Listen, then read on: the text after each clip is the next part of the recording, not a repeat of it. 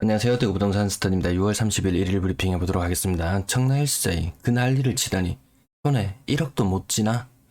경쟁률 191대 1의 통장만 무려 한 2만 개 이상 6.9억이 된 날이네요.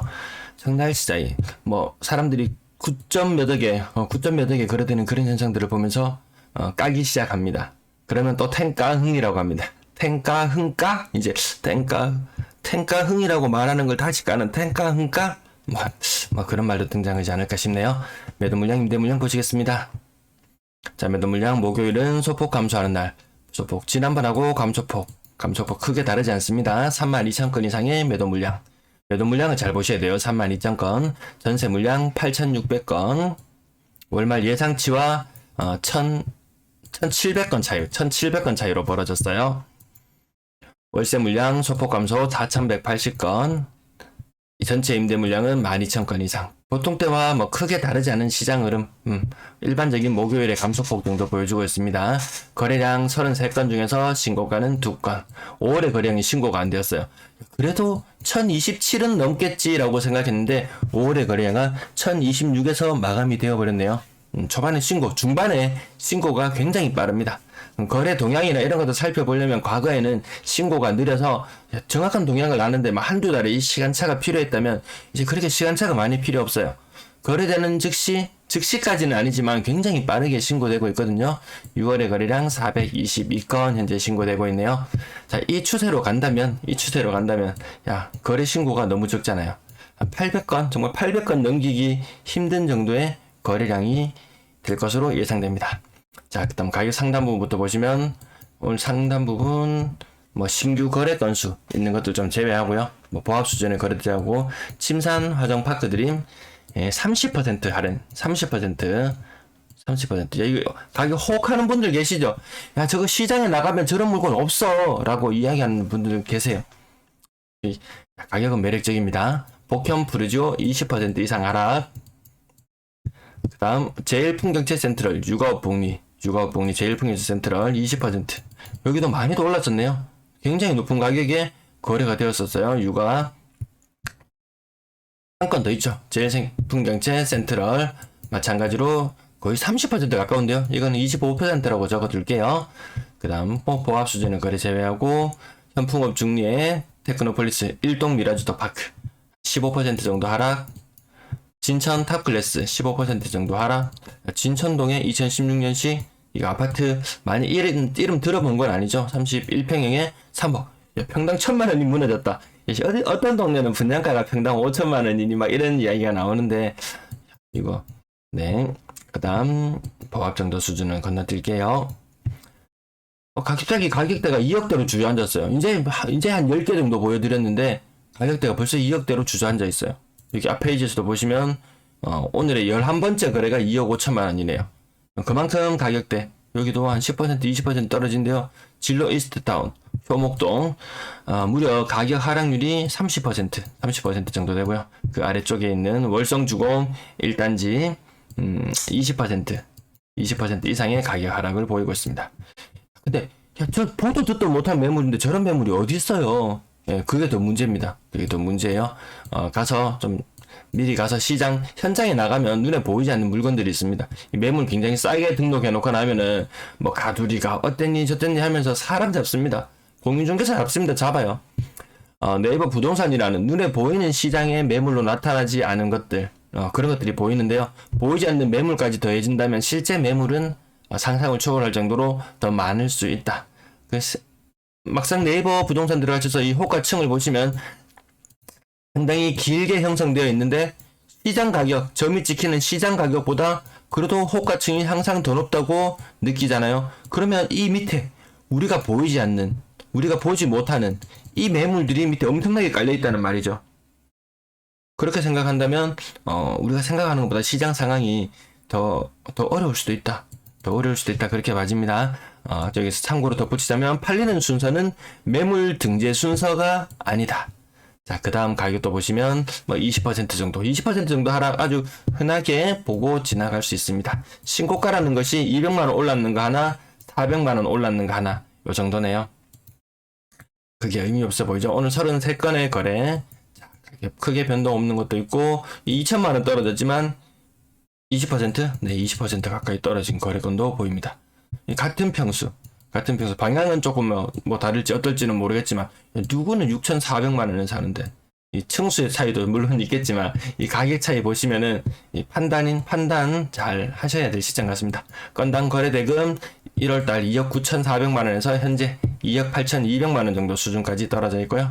6월의 거래, 5월의 거래량이 4월의 거래량을 뛰어넘지 못했다는, 나중에 근데 추가로 한두 건이 더 거래될 수는 있어요. 근데 거기에서 5월의 거래량에서 한 50건 정도 빼면은 우리가 생각하는 수치이기 때문에 5월의 거래량은 4월의 거래량을 뛰어넘지 못한 채로 마무리되었다. 이렇게 정리하면 될 것 같습니다.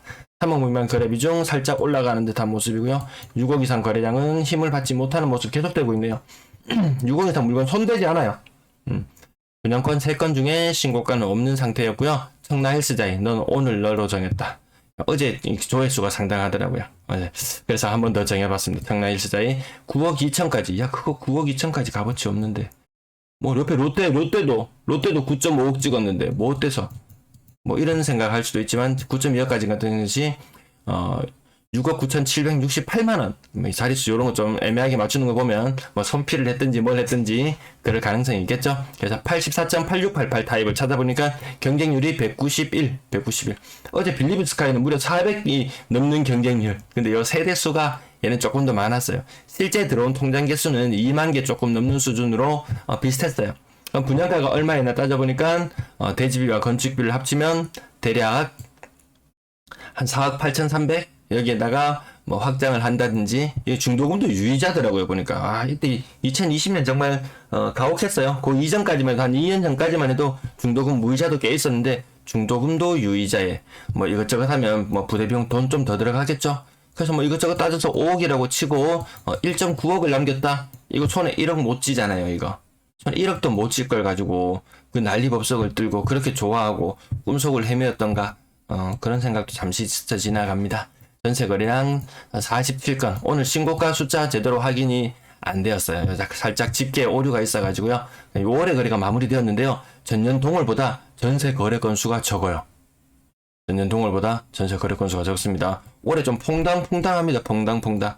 전년 동월보다 많았다 적었다 살짝 보이고 있습니다. 약간 집계 오류가 있어서 그러면서 대봉 더샵 리비테르 요 가격들이 전세 가격들이 나오는데요. 84평형 3억 9천까지 3억 9천부터 시작해서 7천, 6천, 5천 대봉 더샵 리비테르 1차 얼마까지 거래해야 되는지 보니까 3억 3천, 3억 2천에 가격 더 낮은 곳 찾아보면은 3억까지도 있던데요. 3억까지도. 네. 뭐 1차, 2차 구분 없이 보면 어떤 사람은 59제곱미터를 3억에 살고 누구는 84제곱미터를 3억에 살고 근데 이 동네도 3억 이하로 떨어질 가능성도 있다고 봐집니다. 월성 2편한 요 하나만 살펴볼게요. 6월 4일자 거래인데요.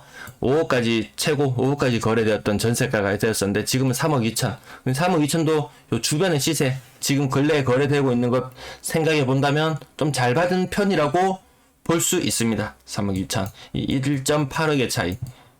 극복하기 힘든 차이입니다. 저거 사실 갭 투자로 들어갔다면 정말 손가락 빨고 있어야 되는 그런 지경으로 갈 수도 있을 것 같습니다. 그럼 전세가 사라지느냐? 전세 월세 여기 왼쪽에 있는 거는 순수한 전세, 오른쪽에 있는 것은 준 전세. 그냥 보증금 한 2억에 월세 한 10만 원 정도 내고 있는 이런 물건이라고 생각하시면 될 거예요.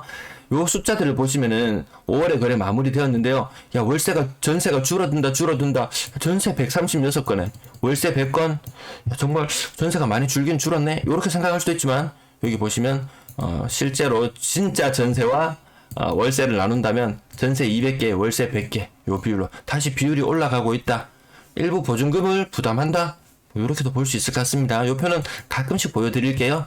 평균 전세 가격 지난번에 이렇게 U자 모양으로 들리는 듯 가격이 올라가는 것 같았지만 결국은 L자 형태로 마무리가 되면서 평균 가격, 지금 추세 가격이 굉장히 더 하방으로 많이 떨어졌어요. 그러면 전세 대란이 터질 거라고 언론에서 이야기하는 8월 달부터 혹은 9월 달부터 전세 대란이 터질 거라고 이야기하는 시점의 가격이 되면 2020년 가격보다 훨씬 더 낮습니다. 그러면 2018년에 혹시라도 2+2로 4년을 살았다. 2018년의 전세 가격보다 조금 더 높은 수준이에요. 고다케야 이거 뭐 4천만 원 정도 차이인데요. 중간에 한 5% 인상을 한번 더 해줬다면 5% 인상을 한번 더 해주면 그냥 되는 정도. 아니면 재작년에 거래를 했던 사람들은 상당수가 돈을 돌려줘야 된다는 거. 근데 이건 평균 전세가잖아요. 실제 아까 5억짜리 그 아파트 전세 가격이 3.2억으로 바뀌는 요런 모습들. 그 예전에 요거 설명을 한번 길게 해드려서 요 정도 요거 생각보다 돈을 돌려줘야 되는 사람 꽤 많이 돌려줘야 되는 상황이 생길 수도 있겠다. 전세 거래량 많지 않고 거래량이 거의 3억 미만 거래 비중 68%까지. 요 근래 2020년 집값이 굉장히 오르기 전에 69% 찍었던 게 2020년 6월이네요. 2020년 6월에 69%였는데 지금 한 2년이 정도가 지난 지금 시점에 보니까 거의 3억 미만 거래 비중이 똑같은 모습으로 와 있어요. 68%, 69% 거의 똑같이 2년 텀이 지났는데 그동안 많은 집값의 오름과 내림을 겪었는데 전세가는 전세 계약하는 그 범위는 어느 정도 예전의 모습으로 돌아와 있다. 5월에 4억 이상 거래량 조금 늘었네요. 12%. 하지만 6월은 과연 또 얼마나 늘어날까 이런 생각이 듭니다. 월세 거래량 35건 예전보다 많은 거래량 보여주고 있습니다. 평균 월세 가격 작년보다 여기 평균 내보시면은 한 14만원 정도 14만원보다 월 평균 14만원 정도 더 부담하고 있고 보증금은 오히려 더 떨어졌네요. 보증금은 더 떨어지고 전년보다 보증금은 떨어지고 월세를 조금 더 올려주는 이런 모습으로 바뀌어 있네요. 임대 거래량 예년보다 더 적은 모습. 예년보다는 적어요. 예년보다 임대 거래 자체가 여기 갈색 점이 이 초록색 덩어리하고 거의 맞닥뜨려 있어요. 거의 똑같다고 보시면 되는 정도 수치. 거래량 그래도 1, 2, 3월 달은 예년보다 거래량이 많았는데 4월 달은 거래량이 줄어들어요. 지금 5월 달, 6월, 7월, 8월 거의 9월까지 좀 이 고난의 시간들이 닥쳐올 것 같고요. 전년 동월 대비는 230건 많은 거래량 보여주고 있습니다. 오늘도 시청 감사합니다.